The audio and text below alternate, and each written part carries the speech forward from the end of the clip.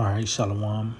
First and foremost, I'd like to give all praise, honor, and glory to Yahweh, Bahasham, Yahushai, Bahasham, Racha, Kodash.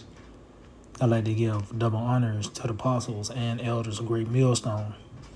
I'd like to say Shalom to the elect that's teaching His word in all true faith and sincerity. And today I just want to get into this lesson concerning the devil's decree. And despite that, we're not going to regard it. And that decree is the mandating of the MOTB. See, it's going to be a commandment. That's going to be a legislation, an ordinance that's going to take place on the planet Earth. And ultimately, there's a penalty for receiving that mark. You know? And that's why ultimately it's going to have to take divine intervention. Our Lord Yahushua says in Revelation the 3rd chapter, He is going to keep us from the hour of temptation, which shall come upon all the world. And what's that? The decree of the MOTB. Matter of fact, let's start our with in the book of Revelation, the 3rd chapter. Revelation chapter 13.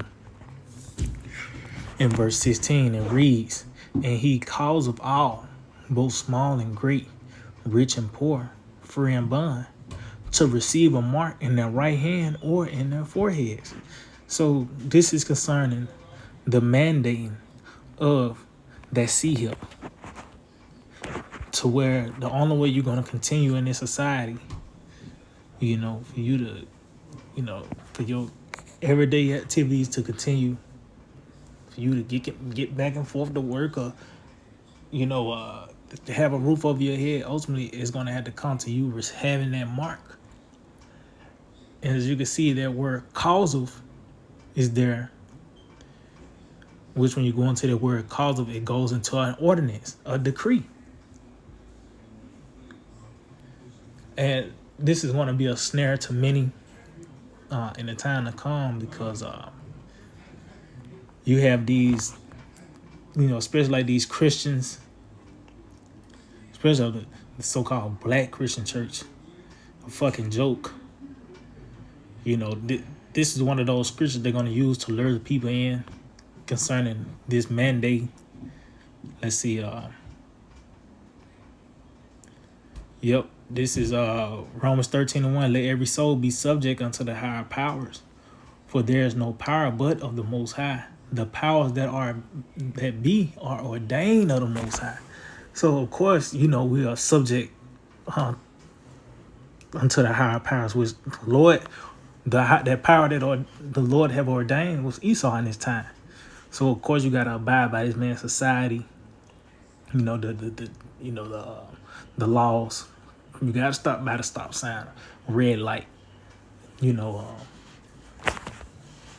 Certain things you have to get a driver's license and shit like that. And guess what? When they mandate that thing, a lot of people is going to use that, even those that are the circumcised, so-called, because when it's going to be known when they whose side they're on when they receive that mark. But as you can see, it said we had to be subject unto the higher powers, and of course, but till you can't no more. Meaning, this decree right here, this man is going to bring forth is, that's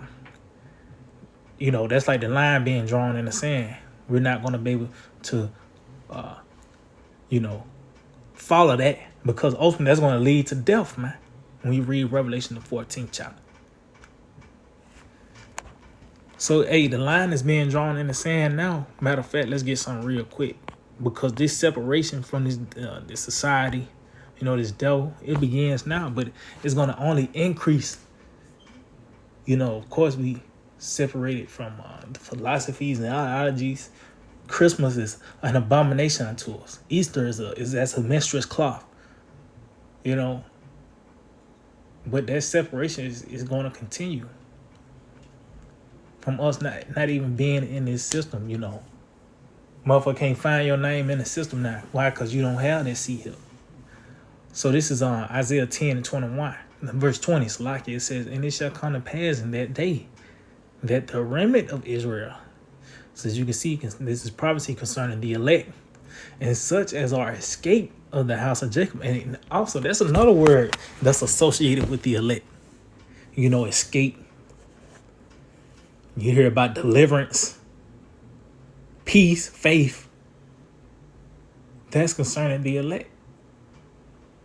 You know, it says, shall no more again stay upon him that smote him, but shall stay upon the Lord, the Holy One of Israel, in truth. So the one that smote us is Esau.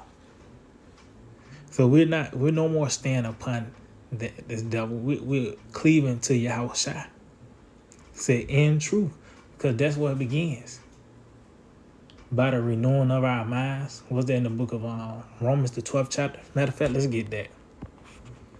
Let's just get it. Romans 12 and 2, it says, and be not conformed to this world. See? But be ye transformed by the renewing of your mind. So this is part of us, you know, so like I said, going away from these ideologies and philosophies and different outlooks, which that leads to certain actions. So us no more stand upon this man that smote us. A form of that was, it took a step up from that is when that jab was rolled out. And it was different restrictions without it. We didn't regard that decree. We didn't acknowledge that. You know, the Lord set it up. It was different loopholes. It was certain establishments that was against it. You know, certain things somehow you were still a way to get around it. Lord will maintain us through that. But then this one is going to get real though. Where you can't even the door. You know, you might have them automatic doors. If you don't read that C hip within 5 feet, it don't open. You know. So it says, and be not conformed to this world, but be ye transformed by the renewing of your mind, that ye may prove what is that good and acceptable and perfect will of the Most High. So we're not being conformed to this world, and that's going to be a part of it. That's going to cement your allegiance with this man when you take that thing. That's going to show that you is a part of this world. You know, but we're not going to acknowledge that decree. You know, like I said, scripture talk about it. You know, you have to be subject to the high powers. You got to get a license and shit. You get a ticket, you got to pay it off.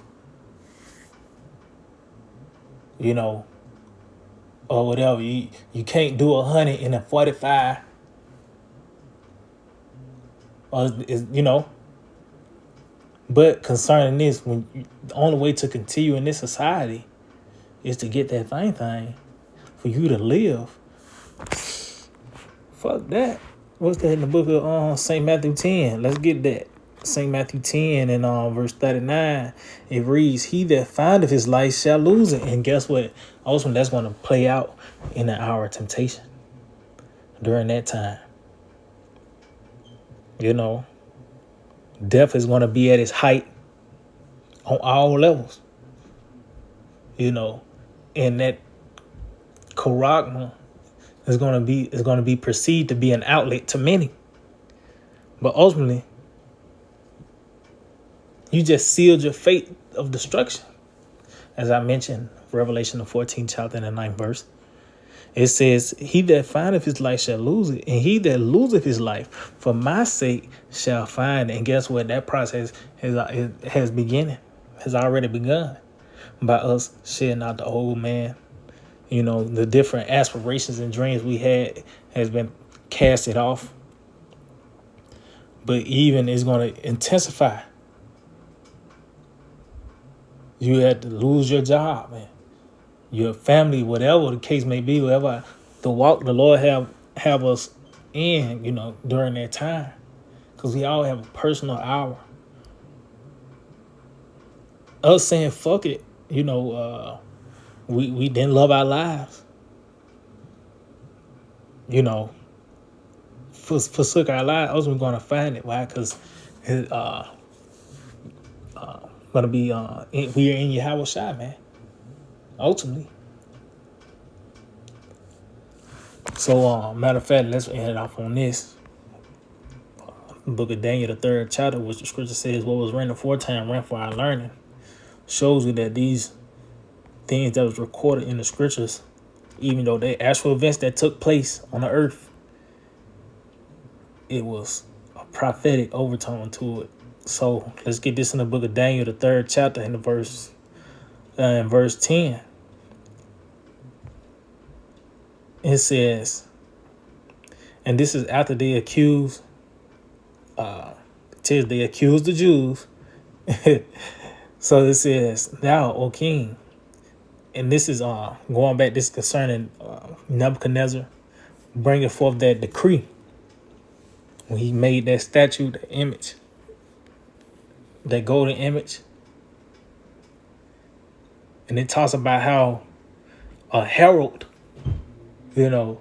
gave that report, gave it, if this is from up top, that you have to do this. But there was particular spirits, Shadrach, Meshach, and Abednego, Hananiah, Mishael, and Azariah, the 3 holy children. They said, fuck that. Pretty much the best I can put it. So, verse 10, it says, thou, O king, has made a decree that every man that shall hear the sound of the cornet, flute, harp, sackbut, psaltery, and dulcimer, and all kinds of music shall fall down and worship the golden image. And that actually, they heard the music, they had to actually bow down. But in this time, when you hear it on CNN, your article, whatever, that decree that you have to go and your form of bowing down, this time is you putting your arm out and taking it and receiving it. It says, and whoso falleth not down and worshipeth, that he shall be cast into the midst of the burning fiery furnace. There are certain Jews whom thou hast set over the affairs of the providence of Babylon, Shadrach, Meshach, and Abednego. These men, O king, have not regarded thee. See? Meaning what? They did not acknowledge that decree. As you can see, they was dealing with the certain affairs of Babylon, but it came to a stopping point. This is what a line is being drawn in the sand. It says they serve not thy gods, no worship that golden image which thou hast set up. See, and we taking that same stance. Hey, that's the first commandment, man. Have no other God before me. That's that fornication, spiritual adultery. You know what you'll do to your woman. You catch her in bed, you lose it. So how much more Yahweh Shema Shai? And when this devil plant that seed in you, which is that seed help, that's why you have Revelation 14:9, the penalty for that. But just going back, as you can see, certain spirits on the planet Earth, the elect, will no more stay upon him and will not regard this. What you seeing now, this process is already beginning now, us separating from his word. Everything that this man presents is vexing. You hate it. It stinks. It smells. There's no such thing as a good day. So why the fuck would you want to continue? And you know what I mean? So yeah, I just hope to be edifying. I like to give all praise, honor, and glory to Yahweh, Ba'asham, Yahushai, Ba'asham, Racha, Kodash. Double honor to the apostles and elders of Great Millstone. Shalom to the elect. This teaching is word on true faith and sincerity. DTA, abide soon. Very soon.